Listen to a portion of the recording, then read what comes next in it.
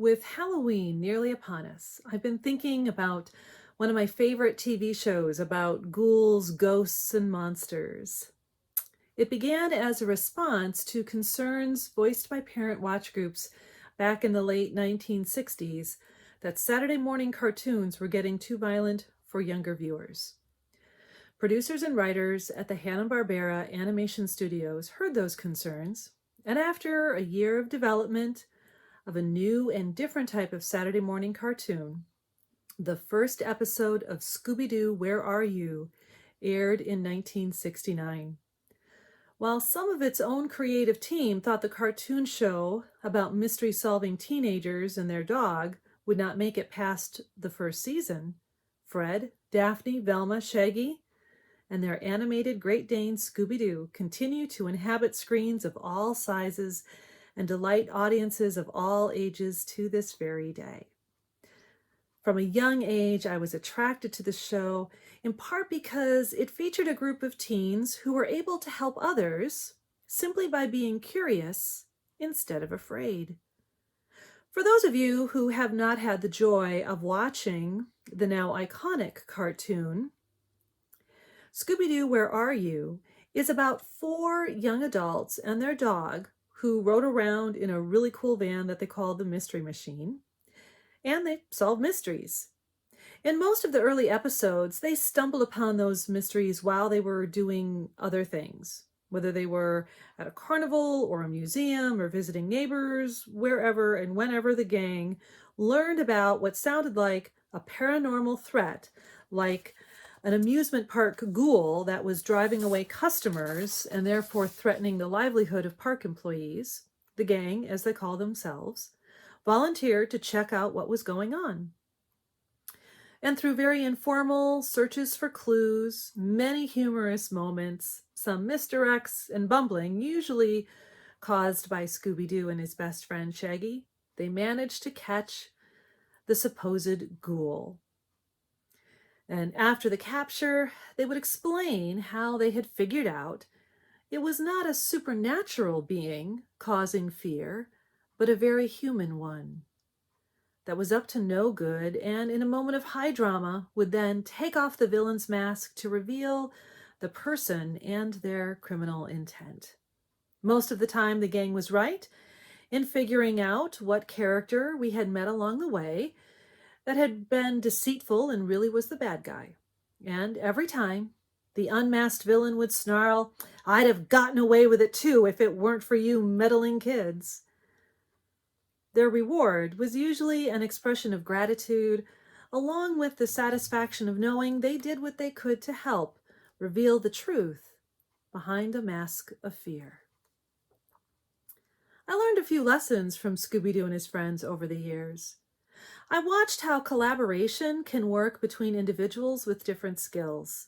I saw how what might be judged as bumbling can be an opportunity to see a problem or a situation from a different and usually essential viewpoint. I saw the value of curiosity and how curious or explorative approaches to any challenge can lead to creating better and healthier situations. But perhaps one of the most memorable and important lessons I learned from Scooby-Doo was in the unmasking, that behind whatever is causing fear is not a monster that delights in tormenting people, but a person who had chosen selfishness and greed over love of neighbor and God. Jesus did some unmasking of his own in today's gospel reading, where he was confronted by religious leaders and their questions that were intended to trap him and give them a reason to arrest him.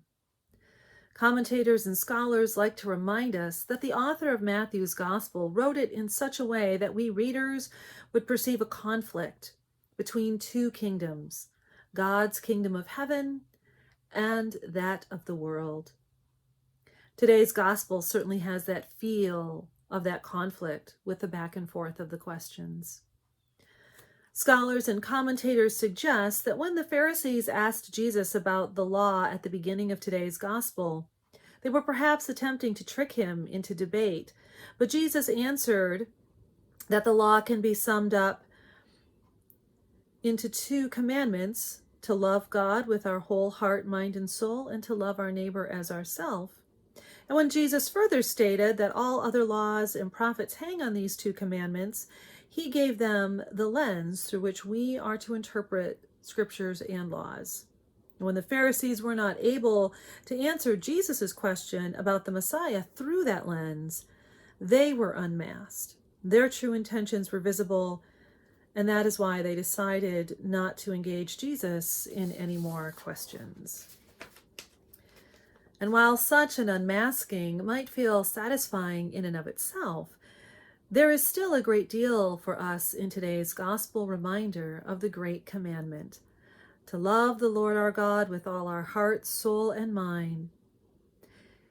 Even as followers of Jesus, we don't always consider this part of the commandment as much as we give attention to that second part, which is to love our neighbors as ourselves.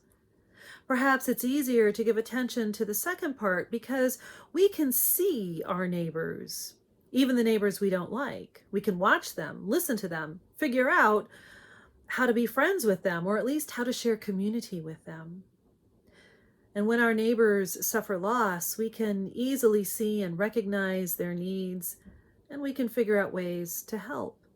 This is where a lot of our ministry here at Church of the Good Shepherd happens. And yet those ministries, as good as they are, won't be as whole as they can be if we don't give equal attention to the first part of the commandment and love God with our whole self, heart, soul, and mind.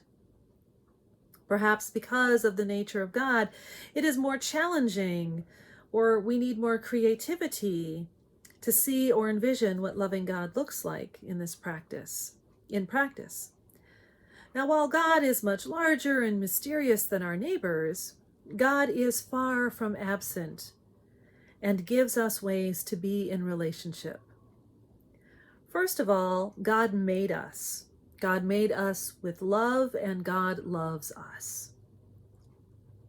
God has already seeded the relationship the best way possible by loving us and desiring more than anything that we love God back. The question then is how? How do we love God back? And the answer is in the first part of the commandment: with our whole self, our whole heart, soul, and all of our mind. And these are more than lovely words. They represent very real practices. To love God with all our heart is about our emotions and our feelings. One concrete way to do this is by practicing gratitude and simply thanking God for your life, for everything that you have, even your challenges, and for getting through any challenges. Loving God with your heart is also about sharing with God all your complex feelings, your frustrations, fear, anger, worries, grief, sorrows, as well as your joys and delights. Simply by sharing all those emotions, not holding any back, and sharing them with God in prayer is how we love God with our whole heart. Loving God with all our soul is about the deeper part of us that is connected to God. This is the part that is usually engaged in worship of God, whether we are worshiping online or in person. Gathering with others to simply be in God's presence, to praise God even in the midst of pain or uncertainty, is an act of love to God. Now, this is not about stroking God's ego. It is about surrendering our desire for power, our desire for perfection, our struggle for control, and letting God be God and resting in God's love.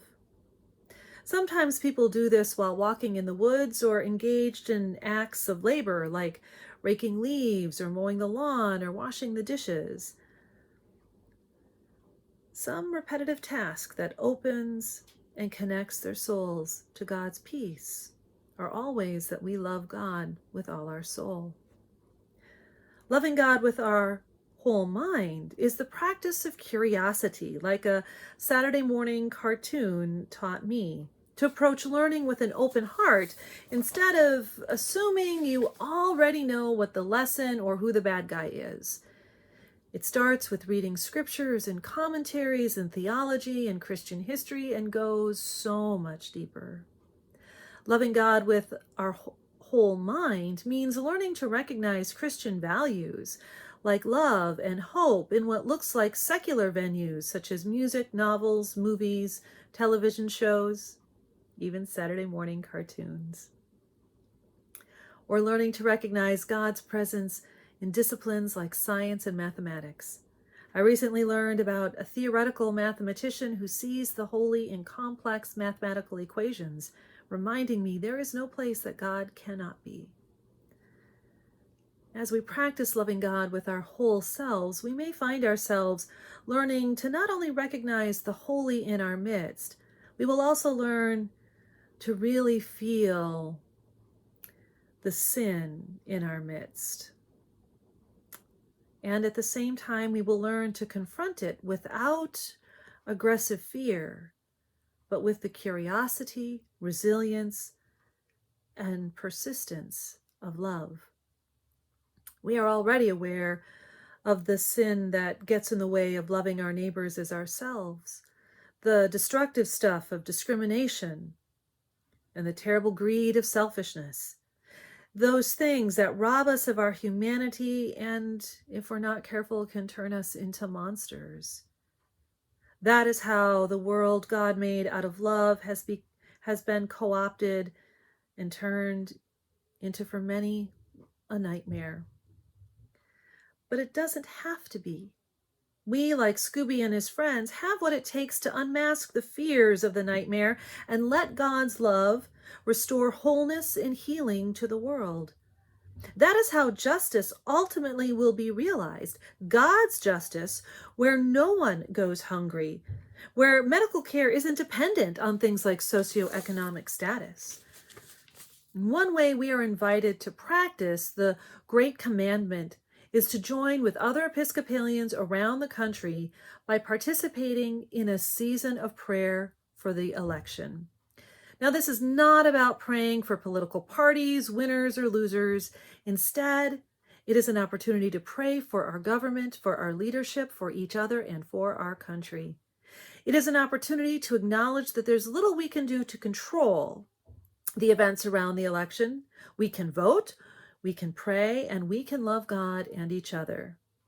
This season of prayer is a collaboration between the National Church Office and the Forward Movement to offer a way of practicing loving God with our whole heart, mind, and soul, and love our neighbors as ourselves during a time that may be very difficult for many of us. The season of prayer begins this coming Tuesday, October 27th, and continues until the day after the election. Our senior warden, our very own intrepid David Burton, and I are going to host a daily Zoom meeting at noon so that we can pray as a community. We will pray a brief litany. Now remember, that's just a church word for list, a special kind of prayer that's like a list, and a prayer for the day. So it won't take long. And all the prayers come from our Book of Common Prayer. There is more information about how you can participate in the Friday church email. But even if you can't join us by Zoom, I hope that you do find a time to join us in daily prayer for this election. It might prove to be a healing salve for the unrest many folks are feeling during this time. And it is one way that we as a community can practice what we believe and enter into this election season with love, to stand against angst and fear, to do some holy meddling, if you will, by loving God with all our heart, soul, and mind, and loving all of our neighbors as ourselves.